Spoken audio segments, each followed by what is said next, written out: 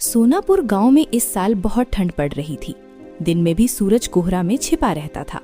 रास्ते और खेत चारों ओर सफेद कोहरे से ढके हुए थे। गांव के लोग अंगीठी जलाकर अपने घरों में बैठे थे, लेकिन गांव के आखिरी छोर पर एक टूटी झोपड़ी में माधव अपनी पत्नी गौरी और बीमार बेटे छोटू के साथ ठंड से कांप रहा था। छोटू तेज बुखार में कराह रहा था। पास खड़ा घोड़ा चेतक भूख और ठंड से बेहाल था। तभी माधव ने कांपती आवाज में कहा, गौरी, आज की रात बहुत भारी है। छोटू की हालत मुझसे देखी नहीं जा रही। गौरी ने आंसू भरी आंखों से चूल्हे की ओर देखकर बोली, जी, घर में लकड़ी का आखिरी टुकड़ा भी जल चुका है। अनाज भी खत्म हो गया। अब मुझे समझ नहीं आ रहा है कि क्या करें। तभी माधव ने बाहर झांक कर देखा। कोहरा इतना घना था कि कुछ कदम आगे भी दिखाई नहीं दे रहे थे। फिर भी उसने मन को मजबूत किया और बोले, गौरी, मैं ठाकुर भानु प्रताप के पास जाता हूँ। वह गांव का सबसे बड़ा आदमी है। शायद वह कुछ हमारी मदद कर दे।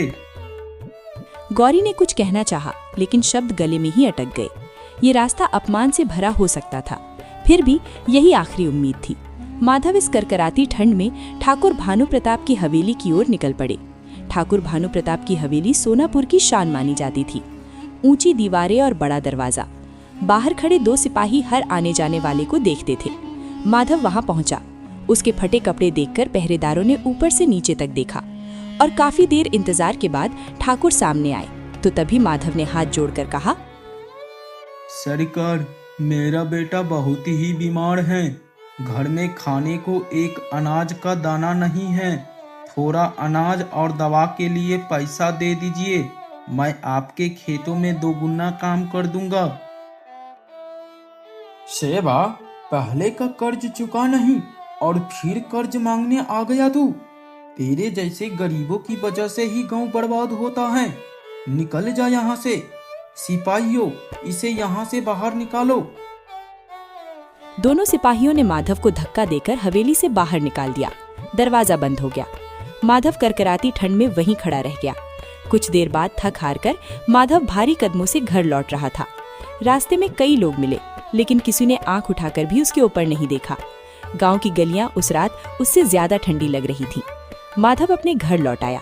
उसके मन में बस एक ही सवाल घूम रहा था, भगवान, क्या गरीब होना गुनाह है? अगर ऐसी बात है तो हम गरीबों को आप बनाए ही क्यों? रात गहरी हो चुकी थी।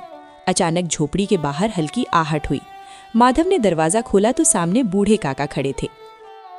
माधव बेटा, मेरे पास ज्यादा लकड़ियां तो नहीं हैं, पर इस थोड़ी लकड़ियां से आज रात कट जाएगी। काका ने कुछ सूखी लकड़ियां माधव को देकर वहां से चला गया।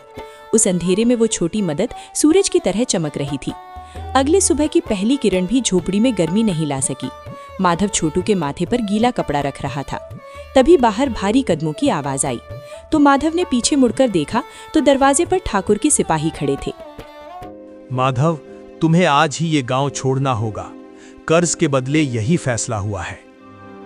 ये सुनकर गौरी के हाथ से लोटा गिर पड़ा। माधव कुछ कहना चाहा, लेकिन शब्द सूख गए। थोड़ी देर में झोपड़ी खाली करवा दी गई। माधव परिवार के साथ गांव से बाहर निकल गया। माधव पीछे मुड़कर देखा तो सोनापुर वही गांव था जहां वो बड़ा हुआ था। आज वही गांव उसे पराया बना चुका था। गौरी फूट फूट कर रो रही थी। जी, अब हम लोग इस ठिठुलते ठंड में कहाँ जाएंगे? जहाँ रास्ता ले जाए, पर याद रखना गौरी, हम जिंदा हैं। यही हम सब के लिए बहुत हैं। रास्ता आसान नहीं था। तेज बर्फबारी शुरू हो गई। हवा चाकू की तरह चुभ रही थी। चेतक का भी करकराती ठंड में हालत बिगड़ती जा रही थी। छोटू की सांसें तेज थीं। ये देखकर गौरी ने कहा, जी, इस कपकपाती ठंड में चेतक और छोटू का तबीयत बिगड़ती ही जा रही है। क्यों ना हम लोग कहीं रुक जाते हैं? तभी माधव ने कहा, रुकना मौत है और चलना उम्मीद है। इसलिए चलते रहो जब तक कहीं आरामदायक जगह न मिल जाए। वे सब इस भयानक ठंड में काफी देर तक चलते रहे और शाम ढलते ढलते एक सुनसान पहाड़ी के पास एक गुफा दिखी जहां एक बुजुर्ग आग ताप रहे थे। माधव ने डरते डरते उस बुजुर्ग आदमी के पास गया और वे अपनी पूरी कहानी सुनाई। माधव की कहानी सुनकर बुजुर्ग बोले, मेरे पास सोना चांदी तो नहीं है बेटा, पर पास की बंजर जमीन और कुछ बीज है। अगर मेहनत कर सको तो कोशिश करो।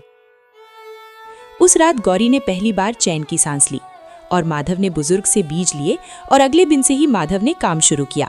पत्थर हटाए, जमीन खोदी, बीज बोए, हाथ छिल गए, पीठ झुक गई, पर मन मजबूत रहा। गौरी पानी लाती, छोटे छोटे हाथों से मदद करता। गरीबी थी पर अपमान नहीं था। समय धीरे धीरे बदला, फसलें उगने लगी, मेहनत रंग दिखाने लगी। लोग माधव की ईमानदारी देखने लगे, व्यापार बढ़ा। 5 साल ऐसे बीत गए जैसे आंधी के बाद की शांति। माधव सिर्फ किसान नहीं था, वो सब्जी का बड़ा व्यापारी बन चुका था। छोटू स्कूल जाने लगा, गौरी के चेहरे पर मुस्कान थी। एक दिन खबर आई, सोनापुर माधव के पुराने गांव में भयंकर बाढ़ आई है। माधव चुप हो गया। रात भर माधव सो नहीं सका। उसे ठाकुर की हवेली याद आई और वो दरवाजा जो कभी उसके मुंह पर बंद हुआ था। अगले सुबह होते ही माधव चेतक पर सवार होकर निकल पड़ा। सड़क किनारे 3 लोग पड़े थे, कमजोर, भूखे, कांपते हुए। माधव पास गया तो पहचान चौंकाने वाली थी। वो ठाकुर भानु प्रताप थे। तभी ठाकुर बोले, भाई कुछ खाने को।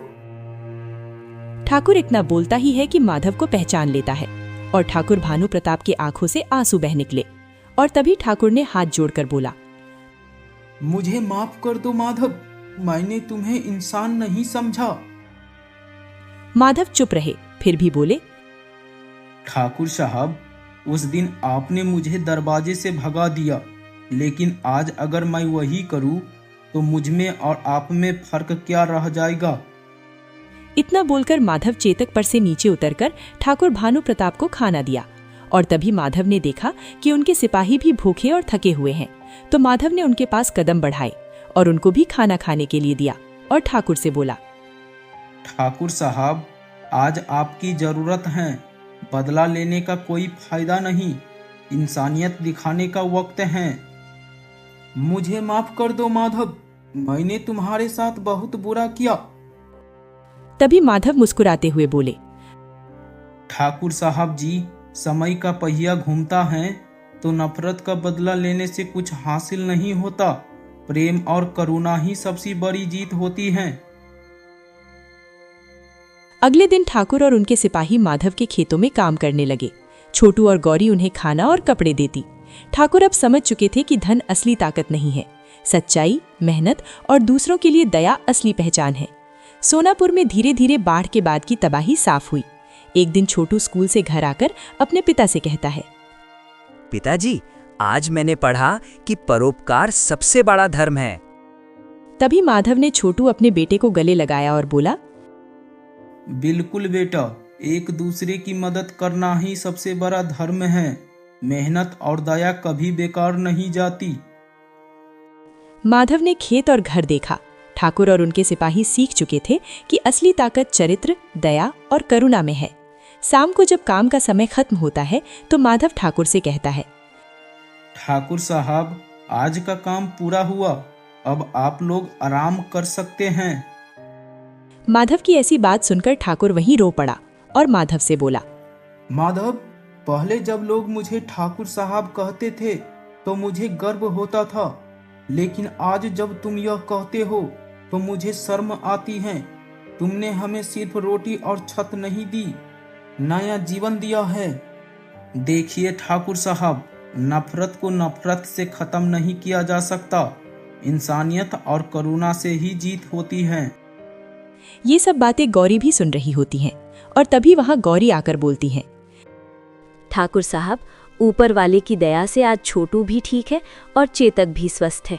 दुख और कठिनाइयां हमें सिखाती हैं कि मेहनत और अपनों का साथ कभी बेकार नहीं जाता। तभी सूरज की सुनहरी किरण झोपड़ी के पीछे से चमकी। पूरा परिवार, माधव, गौरी, छोटू और चेतक, ठाकुर और दोनों सिपाही भविष्य की ओर देख रहा था। तो दोस्तों, आपने इस कहानी से क्या सीखे, हमें ज़रूर बताइएगा। और हाँ दोस्तों, अभी तक हमारे चैनल को सब्सक्राइब नहीं किए हैं तो अभी करें ऐसे ही लेटेस्ट कहानियाँ देखने के लिए। धन्यवाद।